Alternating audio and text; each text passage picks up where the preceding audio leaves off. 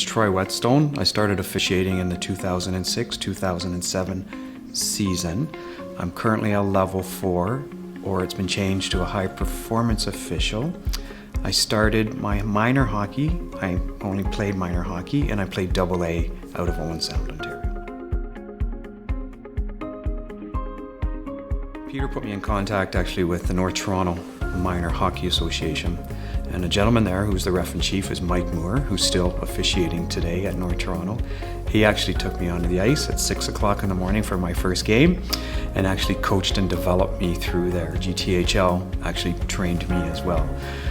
What I mean by that is they threw me on with very little experience and said, go on out there. So I was bouncing between a couple of leagues. I was bouncing between the house league and the GTHL while I was learning how to officiate. It's taught me how to apply rules.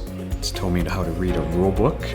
It's taught me that there are some gray areas when you're out onto the ice. It's taught me how to listen very carefully and to communicate effectively.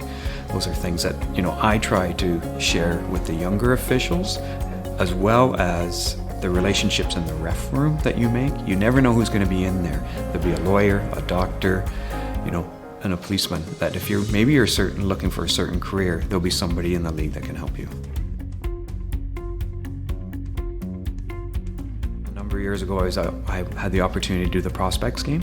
It was a significant year. It was the Shane Wright, Brenda Othman year, so I was quite happy to be doing that and be the ref in it.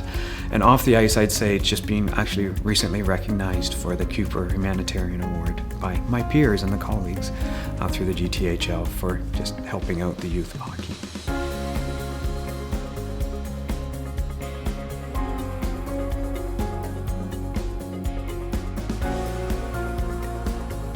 Giving back and watching the youth develop and watching them grow has been nothing but rewarding. And I guess every year near the end of the year when I see, for example, the Timbits going out for the last season and they're skating around the ice cheering their parents, or the parents are cheering them on, it actually makes me feel like, yeah, this was worthwhile for this season to give back.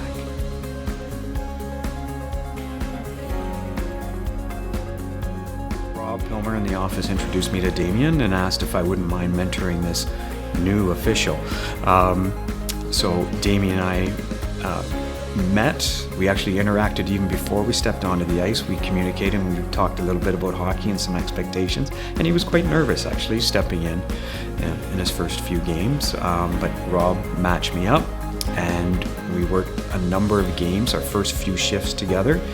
I just walked him through the process, walked him through positioning, discussed calls, and actually, just shared and provided feedback real time to Damien. Proud, actually, quite happy. Whenever I hear his name or how he's doing, I get a smile on my face. It's rewarding to see that somebody that you've kind of worked and helped develop has exceeded any expectations that he probably had for himself. I don't know if that's what he was looking for, but it definitely puts a smile on my face. Another aspect of the role is, in the board meetings that I may be involved with, or the mentoring such with Damien and other officials, just watching them evolve and grow as individuals as well as officials is something that I'm quite proud of. The reffing community is actually very tight. Teamwork is number one, and it actually starts when you go into the officiating room. There's a lot of good jokes, a lot of talking about experiences that people have gone through on the game, and you actually learn a lot in the ref room while you're preparing to go out onto the ice. But once you're out onto the ice, teamwork, the relationship, and being aligned is vital to the game, as well as to make sure that it's fair for everyone involved. A takeaway for me in that environment has been to listen. And ask questions when I'm out there as well. Take that step, take that time, maybe interact with a person or your fellow official at a stoppage of play or definitely the intermission to say, did I call that right? What did you see? And just keep checking in with them because you'll get better. There's a lot of subtleties actually when we're on the ices. In a 2 official, 3 official, or 4 official system, it's the head movement, it's the nodding, it's the sleight of a hand, kind of, giving somebody a kudos for a good call on the line, or a friendly smile across the ice. Another time too is if you have to go to the bench, just being there and listening while the official is talking to the coach, just sitting there and listening, and then having that conversation maybe when you're stepping away from the bench, just saying how you did well, or maybe we could work on saying something a little differently. But if you watch the start of a game, you'll see the refs come together like the players do. And you'll see us giving a high five or a little handshake because we want to do well as a team. It is a safe environment. It really is a safe environment to be out there.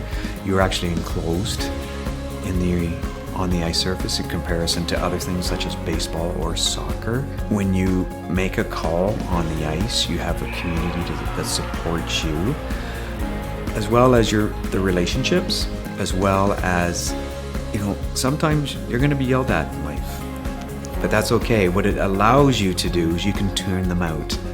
And you can ignore them, which is you can't do that in the work world usually. Like, you can ignore them and use your whistle to communicate and just make sure that you're enforcing it. It's life skills. Like, I can't stress that enough. It's life skills that you can apply to a future role that you will have.